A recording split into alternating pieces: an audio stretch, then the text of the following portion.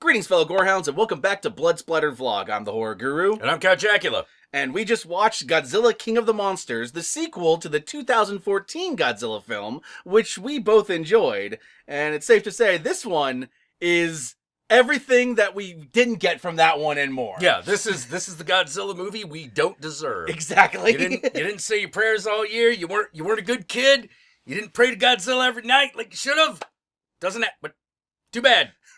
We're just getting spoiled. This is everything I've ever wanted out of an American kaiju film. Yeah, because we've gotten some of the things that are in this movie from Japanese kaiju films, but never with this big budget spectacle that we're getting with this movie. No, never with this much. I feel like it's safe to say that not even America has done it like this before. No, it's fucking phenomenal. You know, like if you saw 2014's Godzilla and you were like, hey.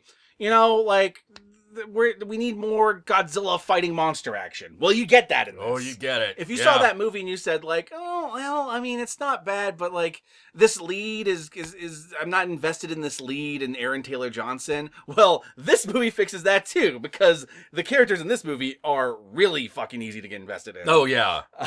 Yeah. Whoa. Damn.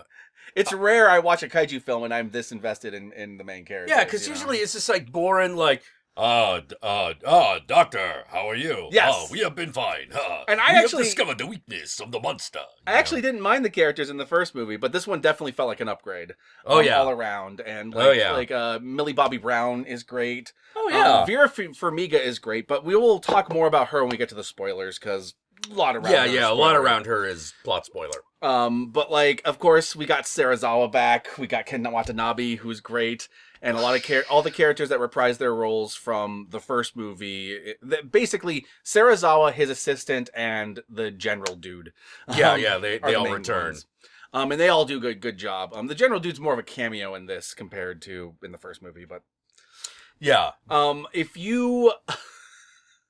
If you wanted to see an American Godzilla movie that uses all the themes from the Japanese movies, the Mothra theme, the Godzilla dun dun dun dun dun dun dun dun dun dun dun dun dun dun dun, this movie does. Yeah, this movie uses everyone's theme, and it fucking starts with it, and it even creates its own really fucking like creepy as fuck Ghidorah theme, which is phenomenal. Yeah, because Ghidorah doesn't really have like a theme of his own. Not really.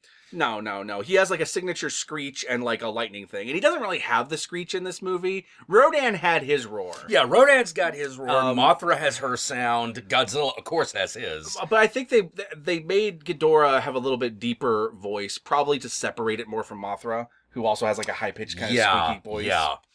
But like, you're not going to be disappointed with Ghidorah in this movie. Like, this is Ghidorah. This is King Ghidorah. It's King Ghidorah, yeah. Holy fucking shit. Crap. It is so... And that's the other thing. If you want to see an American Godzilla movie in which he fights his biggest fucking, like, enemies and allies, and you get that here. Oh, yeah. This thing, like, kind of beats the end of Final Wars, really. Yeah, it really does. Yeah. I love Final Wars. But... Well, that was the one to top. If you're going to top one of them with this kind of action, that was the one to do. Another thing, if you're a fan of Godzilla movies, then you are no stranger to ridiculous plot threads and ridiculous villain plots. And this movie has one, and I was totally down with it. I was totally down with it because, like, let me put it this way. When you've watched a movie in which future aliens go back in time to kill Godzilla so they can create Ghidorah for whatever the fuck reason, you can get behind any Godzilla plot. I was reading some of them, critics, and they were saying all sorts like, oh, this plot is stupid. And I'm like, once again, I feel like those who don't watch Godzilla movies have no place judging this film. Well, I hear that and I go like, stupider than splicing your daughter's DNA with a plant and Godzilla's DNA? Yeah. And inadvertently creating a giant Audrey too? Yeah. That's composed of your daughter's essence? Like, yeah. This is a series that one of its top grossing installments is about, all right, we got it. Godzilla fights a robot version of himself. Okay, this is gonna be great, and we're gonna create a giant laser, and we're gonna fire it at him. And oh look, Godzilla's metal underneath. What could this mean? This is also the fucking series that gave us Atlanteans calling aliens from Space Hunter Nebula M to send Gigan down to fucking attack Godzilla because people... What about aliens that are running an amusement park? Aliens running an amusement park! In which they have a giant fucking attraction that's secretly Mechagodzilla. Yeah, you're like, what? You know, like... This is a series that is built around really stupid, ridiculous plots. There's even an entire plot in which I'm pretty sure they were aliens, kidnap a scientist in order to develop a mind control thing so that they can mind control Godzilla. And well, and let's not forget that Martians possess a princess from Earth. That's something that happens. Warn people of the coming of King Ghidorah. Yes. Why that had to happen. So, you cannot sit there and tell me that this movie is more ridiculous or more convoluted than actual Godzilla movies. Yeah. You can't sit there and tell me that. Yeah. And if you're going to sit there and tell me, well, those suck too, then I don't give a shit about your opinion. Your opinion don't matter. Because you just don't fucking matter. I'm sorry. Because I went into this to see the Godzilla movie I always wanted, and I fucking got it. Yeah. You gotta be... No, if you can't connect with a little 7-year-old kid who's stays up, watch Godzilla movies on fucking Creature Feature, then you just... I'm sorry, you're just not cool enough. You're not cool enough. I suppose I'll address some of the other complaints I've heard. I heard some people saying that Millie Bobby Brown just kind of runs around crying the whole movie and doesn't have anything to do. Wrong. That's bullshit. Wrong. Number one, she gives a really good performance in this movie. And yes, there is a lot of crying and running around, but that's true for almost every character because fucking monsters are everywhere stomping around. Yeah. Most Godzilla movies are just Japanese people running going, ah! Yeah, there is a lot of, let me put it this way. This movie does not shy away from the collateral damage and the cost of life that just having these things around causes. And on top of that, she gets a really super heroic moment towards the end of the movie that kind of sets the stage for the whole movie. So I don't know why anyone's saying that she doesn't do anything. No. The entire movie is building up to her actually building the courage to do something. So yeah. Some other complaints I've heard is that the focus is too much on monster action and not enough on human, whereas I thought the balance was pretty pitch perfect in this movie. Yeah, they did a great job. Because I heard that complaint, when I saw this movie, I was actually surprised how a majority of the movie is the humans. Yeah. Because I was expecting it just to be nonstop fights after hearing that complaint. Yeah. So it's they set me up for they set me up in another way. It's that thing where it's because someone told me that when I watched the movie, I noted how much human stuff there was, and there was a lot. Yeah, there's tons of it. You know? In between every giant monster fight, they're cutting between that and human stuff, so I don't know. Yeah, and there are 3 major monster fights before the big bash at the end. Yeah, there's a lot of monster fights in this. Jeez. Oh, man. The thing practically opens up with the birth of Mothra. Yes, but we're gonna get to the spoilers soon. Right. The movie. The other complaints I've heard are that the human plot doesn't have you have no reason to care, and I feel weird about that because I felt like I cared about the human characters in this. Yeah, I cared about the dude and his daughter and his wife. I cared about those 3, but I also you get way more Serizawa in this, and he gets way more to do. And I always cared about Serizawa. Yeah. Even in the first movie, I cared a shit ton about him. Some of the random character actor roles in this movie are all enjoyable. Oh yeah.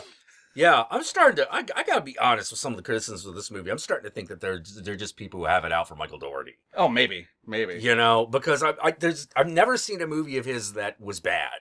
No. It just doesn't exist. This is so in line with Krampus and Trick or Treat. He took the thing that he was making, made a perfect love letter to that thing. With Krampus, it was Christmas and Christmas horror movies. With Trick or Treat, it was Halloween itself. And with this movie, it's Godzilla. And the Kaiju legacy. And he fucking knocks it out of the fucking park.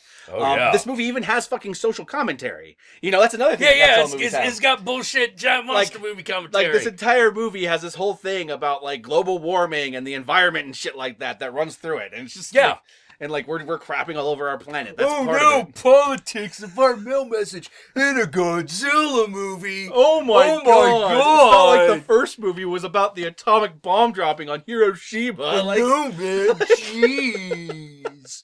It's all leftist propaganda, man. Or one of my favorite ones, in which he fights a giant monster made out of garbage. Dude. And we have to save the Earth. I'm telling you. Save the Earth. Save the Earth. Save the Earth. What this movie feels like is it feels like an Americanized version of one of the 90s movies. It does. Yeah. Like, that's what it really felt like. Even the way the human characters interacted with the plot, it reminded me Yeah, of it feels much more like the, I forget what, not the, is it the Henson era? Heisei era? I'm not sure how to pronounce it. Yeah, but the 90s. I know I have Japanese viewers that will be in the comment section screaming at me, but like, you know, the Heisei, I don't know when your emperors lived. I don't care about imperialism. I did get some comments on my kaiju reviews, my kaiju riff reviews, from some people that I was pronouncing things wrong. So I'm a shitty fucking Californian American who does not have the tongue for Japanese, unfortunately. And I'm a punk rock guy that don't give a shit about imperialism. Your imperialistic shit don't matter to me. What's that? I don't care. So needless to say, this gets like 2 massive thumbs up for me. You should definitely go check it out in theaters. Make sure this movie makes money, because I don't just want Godzilla versus King Kong to happen, which it's already being filmed, so that's gonna happen regardless. That's gonna happen. I want movies beyond that. I want them to greenlight more movies. Yeah, I want to see. I'll be honest. I kind of want to see what they do with Mechagodzilla. Oh yeah. If they ever do a Mechagodzilla, I would be down with that, because you would believe in this universe they could create one. Yeah, you do by the end of it. Like, hell, fuck it. Space Godzilla, Biollante, do it all. You can do any of them. Do it all. You could create Destroya. You could do any of these fucking things. Yeah. And I'd be down for it. Or you could create your own monsters like Muto, and I'd be cool too. They actually introduced like monsters that were made just for this movie. Oh yeah, they did. Yeah, it's like this big mammoth thing. That's pretty cool. And on that note, here are the spoilers. So Mothra and Godzilla butt fuck. Almost. Almost. They kind of weirdly established them as like a couple. A couple. Like they don't like actually like make them like smooch or anything like that. It's not like the fucking like Doom Patrol scene. Yeah, no, it's not like that. It's not like the end of Doom Patrol. No, you know. But what they do is they establish in the movie that he is the king and she is the queen. Yeah. However, whatever that means. And she definitely fights along his side like they're partners in one way or another. So that's pretty adorable. Rodan. Oh man. Fucking Rodan gets his ass beat by Mothra. Mothra kicks Rodan's ass. Fucking great. And Rodan does not have a derp face in this. No. Unlike most Rodans, they usually have these really shitty derpy faces that it's hard to take seriously. This Rodan is fucking intimidating as fuck. No, jack your shit up, man. Like, he comes out, they're like, all right, so Rodan comes out of volcanoes, right? Yep. Cool. Boom. Like, oh my god. So I guess the biggest massive spoiler about this movie is why anything in the movie happens. Mm-hmm. Basically, this plot revolves around Vera Farmiga's character, whose son was killed during the Godzilla attack on San Francisco, or the Muto attack that Godzilla interfered in. Yeah. And since then, she's been trying to come to terms with her son's death, and has gone down this really dark path of believing that his death was necessary, because what happened in San Francisco after the monsters left is that the radiation caused all the plants to bloom. Yeah. And it turns out Godzilla radiation is different from regular radiation. It basically gives San Francisco back to nature. And so she starts to believe essentially that in order for my son's death to not like be pointless, then what Godzilla did had to be good. So I am going to trigger the Titan apocalypse, and I'm going to awaken the monsters so that they can do this to the rest of the Earth, because we as humans do not deserve this planet, because we have polluted it, we have ravaged it, we have overpopulated it. It's not that dissimilar from Thanos, actually. No. She's very similar to Thanos in her motivation. Very similar. But she's a lot more sympathetic than Thanos was in that regard. Yeah. You actually feel like how you actually can see, especially through Vera Farmiga's performance, how she arrived at this conclusion. It's basically her grasping at straws. Yeah. To find a reason for her son's death.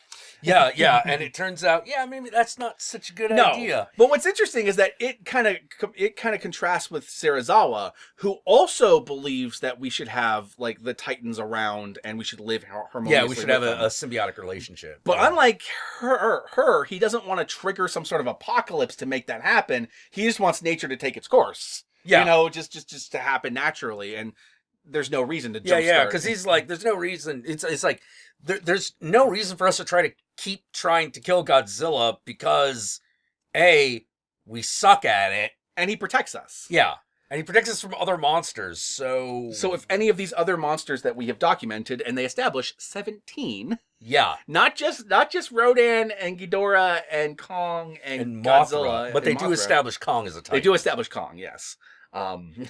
Who's on Skull Island chilling during this whole thing apparently. Yeah. She decides to awaken King Ghidorah, who's the most dangerous looking of them all. Yeah. The biggest. In order to be an alpha to challenge Godzilla, which will trigger the Titan apocalypse. And it does. And over the course of the story, she learns the error of her ways. And they do establish that all the other characters think she's crazy because she is acting crazy. She's crazy. Yeah. But I liked that I actually understood the motivation. It comes down to my son's death cannot be pointless, therefore. Yeah. And the big issue here that they find out a little too late, which is they were right. They do restore balance, with the exception of King Ghidorah, because he is not of Earth. He is an invasive alien. Species. They fucking full on go with no. He's an alien. He's from outer space. So awakening him destroys the entire ecosystem because he is going to remake the planet to suit him. Yeah. Not live with the planet as Godzilla does. Yeah. So you end up with this fight between the two kings, King Ghidorah and Godzilla, over who is the king of the monsters. And that's something that actually happens over the course of the movie. Once Ghidorah establishes itself as the king, all the monsters start listening to it. Yeah. Yeah, they all just sort of like, okay, yeah, you're in charge, buddy. With the exception of Godzilla and Mothra. Yes, because they are the king and queen. They are actually of this earth. Yeah. They are the guardians. Yeah, they're the guardians of the biosphere or whatever. To reference, what was it, Tokyo SOS, where they have like, the guardian spirits? Yeah, that's basically what they are. Yeah, it is. It is. There's a lot of really fun twists and turns and surprises, Oh, geez, yeah. Let's see. One of my favorites, twins. Oh, my God, yes. They established twins. There are two female Japanese scientists who work for Monarch. But you don't realize at first that there are two of them until it makes it clear there are two. Until they just basically show you that they're twins. And she and one of them starts talking about it's happened through generations of our family. There's always been like two. My mom had a twin, my grandma had a twin, my grandma's grandma had a twin. And there's she's going through all these old photos and it's them on Infant Island. Yes. Yes. And every time it cuts to her, like the Mothra scene. The Mothra themes plays. Yeah. And so okay, so there are fairy twins in this. They're just real people. Yeah. and they just regenerate over generations the same way that Mothra does. Mothra does, except they're not different. They're not the same person. They're a different person each time, but there's always always two of them. Yeah. And they're not directly connected as far as this movie goes, but they're there. Yeah. They're there, and it's a nice little nod. Yeah. It was really good. Like I said, they outright call Mothra Queen, which is cool. You get a lot of different fights. You have King Ghidorah versus Rodan. You have Rodan versus Mothra. You have Godzilla versus Rodan. Godzilla versus Ghidorah the first time. Yeah. Mothra versus Rodan. And there is a lot of people against the monsters. Yes. In the beginning, there is the small squad against Larva Mothra.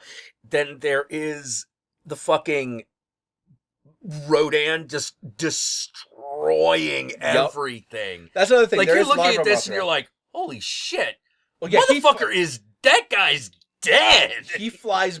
When Rodan does his flybys, people just fucking die because they're just being catapulted. Yeah, into the air. he's got his like sonic boom ability where he just like fucking which he had in the movies. Yeah. You know, like all those shots of him flying by and buildings are knocked down. That happens in this. Yeah, yeah. Except in this movie, you watch people get sucked into it. And you're like, that guy's dead. There's a point in which someone's like holding onto a child as they're being like, that's the other thing. Like characters die left and right in this movie. Characters that are established. Some of them very matter of factly, and others get more, like fanfare when they die. Geez, like when they try to fight Rodan by themselves. Oh God! And they're just killing all those the pilots. soldiers that they established dying. Yeah, and like cutting to them like dropping like flies on the screen. Very Independence Day. Oh yeah, super Independence Day. And you're just sort of like, oh my God. The fucking Sarazawa's assistant from the first movie when she gets stomped. During by the ice, Ghidorah? During the ice sequence. God, yeah, you're not expecting that. No, and she wouldn't have died had she not gone and saved the main character guy. Like, yeah, but you're just sitting there and you're like, oh, I didn't think you were going to kill her. Dead. She's just That's dead another now. thing. That's another criticism. I read a lot of criticisms that this movie was hard to follow and hard to see. It was really easy. I did not have that problem. I thought it was very easy to see all the fights. I thought it was very easy to follow most of the action. The only times where I got like a little disoriented was when you were supposed to be, like when like the ship is like spinning because like Godzilla kicked it. Shit. Yeah. And so like it's like cutting to the inside where they're like, because you're supposed to be disoriented when that happens. Yeah. But it's not like I don't know what's happening in that scene. I think motherfuckers just forgot to put their glasses on or something. Well, yeah, I didn't think like a lot of people talk about like the particles because like when Ghidorah moves, a storm follows him. So he's like, oh geez, yeah, they're like, Ghidorah has headed into a tropical storm, and then they have to do something else, and they're like, sir, the tropical storm has changed course. Yep. Well, that's another thing I love. Calling him Monster Zero until they. Oh yeah, in the beginning they refer to him as Monster Zero. I love that. that. And they also sneakily establish that Monster Zero is what the Yamata no Orochi that they based Ghidorah on. Like in this universe, that legend is based on Ghidorah. Yeah. It's based on him. Because when they start going over like oh yeah, he shows up in mythology and stuff like that. Like they show a picture of the Yamata. And like that's great. That's great. So like characters just fucking. I didn't have any problem with any of this rain or the sleet or the snow or the fire. I actually thought they did a great job. My only criticism of that would be that because there is so much CG in this, you can tell that that some of it doesn't look as good as say Godzilla 2014 did. Well, Godzilla 2014, everything in that looks so seamless. That was. There's a little less happening at any one point, so you can get that fine detail without having to take too much time. Whereas this movie has a lot more chaos going on. Oh yeah, it's a lot more just fucking happening. But the thing is that I didn't mind that the CGI wasn't quite as good as that because, like, oh my god, what I was getting was so beautiful. It's so great, yeah. And it's not like before I was getting people in fucking suits just kind of slapping each other, you know? You can barely move that shit. But yeah, no, this is like full on. Oh, right. What's the other thing? The other thing, because Atlantis. Oh, that's another big twist. What? Yeah, I was not expecting that. That Hollow Earth thing that they established in Skull Island, they bring that back in this because it turns out that's how Godzilla disappears underwater. Because you're like, how the fuck do they ever lose like track of him? Yeah, well, they lose track of him because he actually like slides into giant crevices in the ocean, and then like and he just sucks up like the ambient radiation of like that's beneath the Earth's and there's mantle. A point after they have a little sneaky thing where they throw in the oxygen destroyer. Yeah. But it doesn't kill Ghidorah, but it does like severely does damage. Fuck up Godzilla bad. Which was like a nice little nod because they could have made that just anything. Yeah. But making it the oxygen destroyer was a nice little Easter egg. Oh, it was. And even like the reveal that King Ghidorah's like, I fucking laugh at your oxygen destroyer shit. Well, why would he? It's the oxygen destroyer. Why would Ghidorah care? It's from space. Yeah, he's from space. Oh, yeah. Also, by the way, important thing to note. He regenerates his head. Yeah, so because Godzilla fucking just gnaws one off. Full view, by the way. It's awesome. And so you're like, is he gonna like have just two heads now, or is he gonna like regenerate one and then you watch it happen? Yep. You know, great effect too. And, what Awesome. I loved about that, yeah, because it comes out as a skull and then it starts to form. Like, that was fucking great. I like the fact that all three the heads can't seem to get along. Yes, and then they fight. That was an awesome little touch. I like how each head had a little personality. Yeah, like you had the middle leader head. Yeah, and you had like the miscreant side heads. Yeah. You have the leader head who seems to know what's what. You have the left head who's sort of like, I don't know, I'm looking at this thing over here. So after the military tries the oxygen destroyer and it kills Godzilla, well, it doesn't kill, but it injures Godzilla, and they think he's dead. They go looking in one of those holes to find Godzilla because they want to bring him back. So they think that if they shoot a nuke at him, yeah, like maybe if they shoot him with a nuke, yeah, it'll because that happened in San Francisco where like he absorbed the radiation, he healed himself. Yeah, in Godzilla 2014, the reason why the radiation from the nuclear bomb did not kill everyone or like infect everyone, even though it exploded off the coast, was because Godzilla absorbed it. Because that's what Godzilla does. He sucks up radiation. So they go down into one of those like hollow earth crevices and they find Atlantis where Godzilla sleeps. Yeah. I'm just like, this is beautiful. It's awesome. This leads to the glorious scene. This is probably my favorite scene of the movie. Oh God, it's one of the best. So if you know Gojira, in the original Gojira, Serizawa creates the oxygen destroyer, but they can't detonate it without someone to actually detonate it, and he sacrifices himself to detonate it and take out Godzilla, also taking the knowledge of the oxygen destroyer with him because the weapon is too dangerous. Yeah. This movie does a flip on that. It flips it in a very interesting way. So the oxygen destroyer is used by the military to stop Godzilla and doesn't stop Ghidorah. So they have this now problem where Ghidorah is now the alpha predator who is controlling all the monsters. Commanding all the other monsters. So they need Godzilla back. So they go down into Atlantis and they try to bring him back. But there's a point in which they can't get beyond. Their computers keep frying and a person's not going to survive because there's so much radiation beyond this point. Yeah. So Serizawa sacrifices himself to heal Godzilla from the oxygen destroyer. Yeah, with a nuclear bomb. So that he can come back up and defeat Ghidorah and save the day. And I love that. It's a nice little twist. It makes sense for this version of Serizawa. Yeah, it totally does. And it is a recreate, and they do recreate the scene from the original movie. You know, it's the same tone. Mm-hmm. Obviously, like the details are different, but it's the same tone and it has the same weight and the same reverence. Oh God, there's like so many little Easter eggs like that, you know? Like at the end of the movie, when Godzilla is fighting Rodan, he's overloading.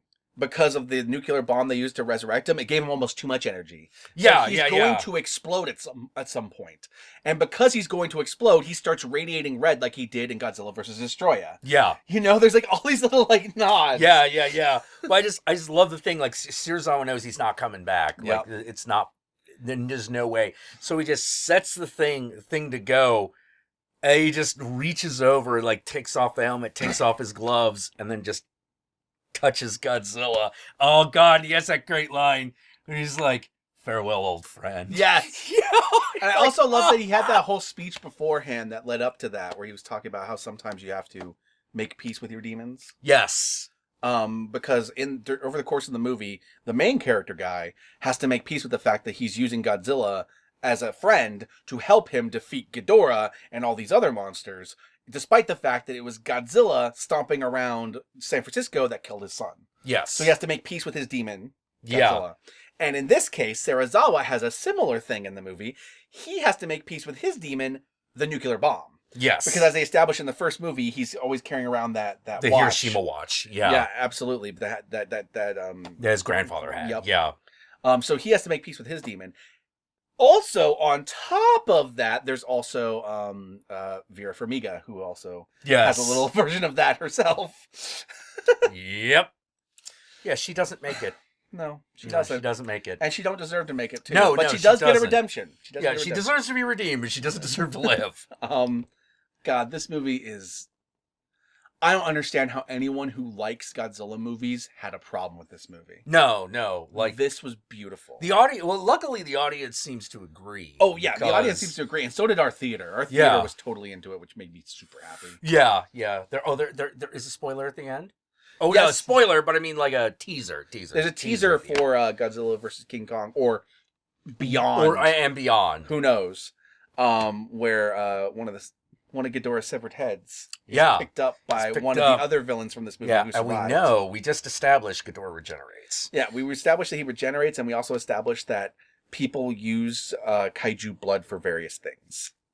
So we might end up with some, like, maybe Ghidorah will come back, or maybe some sort of hybrid monster. We'll see. Yeah. You know, maybe it's Like, some Gigan or some shit. There's a you know? point in the movie in which Godzilla, one of the heads is trying to regenerate the whole body back, and Yeah. Godzilla eats it. Yeah. Fuck you. So we Fuck know this that the head motherfucker. can regenerate the whole body. Yeah. Seemingly. So, God, this Yeah. movie's beautiful. Give it enough whatever it needs. So, You know, yeah. damn. Needless to say, I fucking love this movie. This is one of my favorite movies this year. And there's been a lot of good stuff. Oh yeah. Oh no, this is right now at the Hell fucking yeah. top. Hell This yeah. is now the movie to beat. Go see it. Ignore Rotten Tomatoes. Ignore any Oh, stuffy ignore critic the critics. who's ever Fuck said 'em. anything bad about Fuck this. 'em. They're full of Stuffy shit. critics and critics who are trying to pretend like they're either old or young. Fuck them. They're full of shit. This movie is fucking perfect, and you should see it. And with that Absolutely. said, where can they find you, Camp Jack? Twitter, Instagram, and I stream every Thursday at 6 p.m. Pacific Standard Time and every Sunday at 9 p.m. Pacific Standard Time, where we talk about all sorts of groovy things, and I'd love to see you there. And y'all know me, I'm the Horror Guru. You can find me here on my YouTube channel. You can find me on Twitter at the Horror Guru. You can find me on Facebook. You can find me on Twitch. Just look up the Horror Guru or Blood Splattered Cinema, and I will be there. And with that said, be sure to like, comment, subscribe, and don't forget to ring that notification bell so that you're notified of my videos immediately upon their upload. And I hope you all enjoyed my 3 kaiju reviews that I released the past 3 months. It's almost like you were leading up to this. Almost. And with that said, peace out, my fellow gorehounds, and I'll catch y'all later.